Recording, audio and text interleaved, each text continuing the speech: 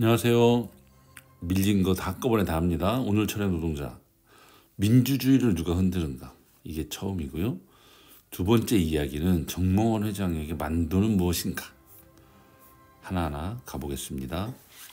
지난 4월 30일 진보정당 및 노동사회단체, 연합체, 사회대전환 연대회의에서 대통령 후보 경선이 있었는데 한상균 후보를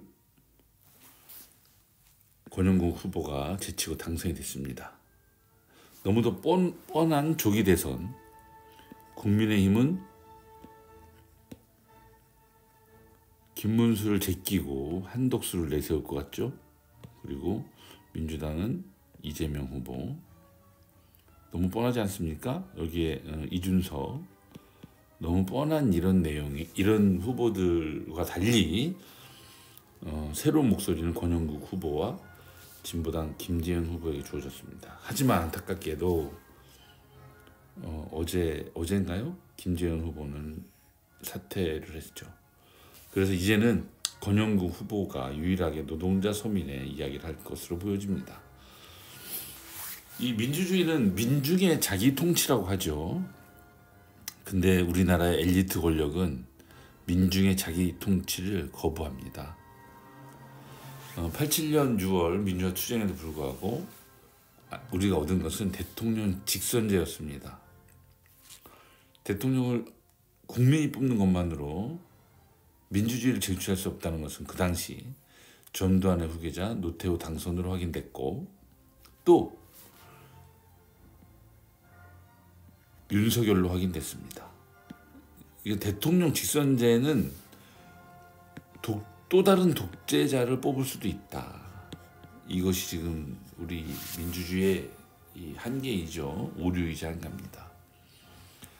그래서 87년 체제는 평화적 정권 교체를 이뤘지만 제왕적 대통령, 엘리트 고위 관료, 사법부의 권력을 집중시키는 한계를 드러냈던 겁니다.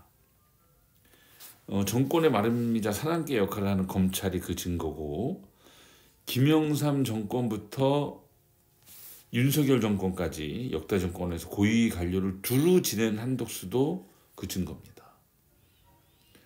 내란범 윤석열을 구속에서 풀어준 지규현 판사와 심우정 검찰총장, 유력 후보인 이재명에 대한 공직선거법 위반 사건을 파기환송한 조희대 대법원장, 이런 사람들이 엘리트 고위관료, 사법권력, 이게 대표적인 주역들이라는 겁니다. 이들은 민중의 자기 통치를 거부하죠.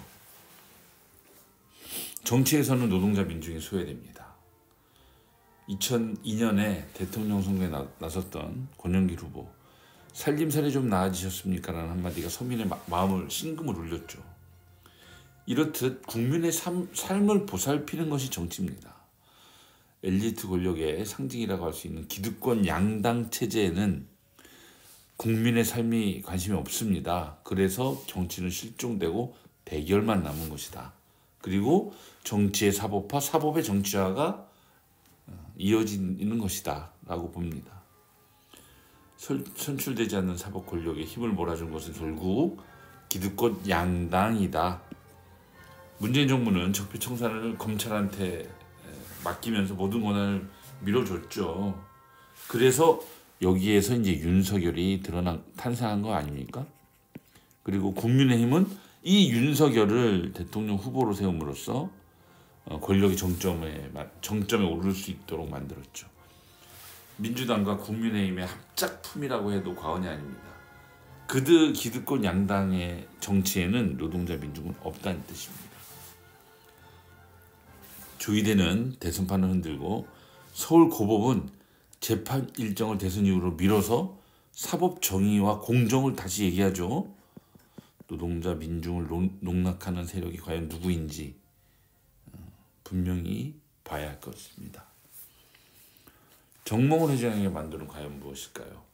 지난 철야 노동자에서 4월 30일 정몽원 회장에 의한 정몽원을 위한 기업은행의 문제를 지적하자 조합원 동지들 뿐만 아니라 사무직 동지들도 공감을 표해 주셨습니다. 이 정몽원 회장님은 분신술도 놀랍지만 지주회사를 만들어서 상표권 수수료를 떼가는 것도 대단합니다. 이게 2015년부터 떼간 걸로 보이죠. 220억, 230억, 그리고 2025년에는 304억입니다. 매년 이 정도, 최소 220억에서 최대 304억까지. 2014년은 무슨 해냐면요, 지주회사가 만들어진 해입니다. 지주회사 한라홀딩스. 이건 왜 만들었을까요? 이것은 순환 출자 문제를 풀기 위해서입니다. 순환 출자. 왜냐? 만도의 모회사는 건설입니다. 건설이 2013년에 유동성 위기를 겪어요. 건설을 지원해야 되는데 직접 지원할 수가 없습니다. 자회사였기 때문에. 근데 만도에는 만도 자회사가 또 있어요. 마이스타와 건설은 한 단계 떨어져 있지 않습니까? 손자회사입니다. 이게 말하자면. 여기다가 우회 3,800억을 우회 지원합니다. 증자에 참여해서. 근데 이 돈으로 마이스타는 건설에 지원을 한 겁니다. 이게 순환 출자예요. 이걸 해소하지 않으면 문제가 되거든요. 그러다 보니 지주회사를 만듭니다. 그래서 지주회사 만도를 분할해서 지주회사 홀딩스를 만들고 마이스터를 여기 합반시키죠. 이래서 싹 클리어시킵니다. 이렇게 만든 홀딩스 지주회사는 만도로부터 매년 최하 220억부터 지금 304억까지 매년 가져갑니다. 그리고 중간중간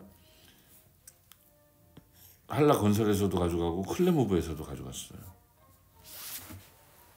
만도로부터 상표권을 수수료를 챙기는 게 과연 만도의 미래, 만도의 지속 가능성에 어떤 도움이 되겠습니까? 심각합니다. 익산지회 동지들 아직도 아침 피켓팅을 합니다. 국내 공장 축소 경영진을 외주하라고 외쳐야 될 판입니다. 국내 공장 축소 반대 외침 함께 외쳐봅시다. 이상입니다.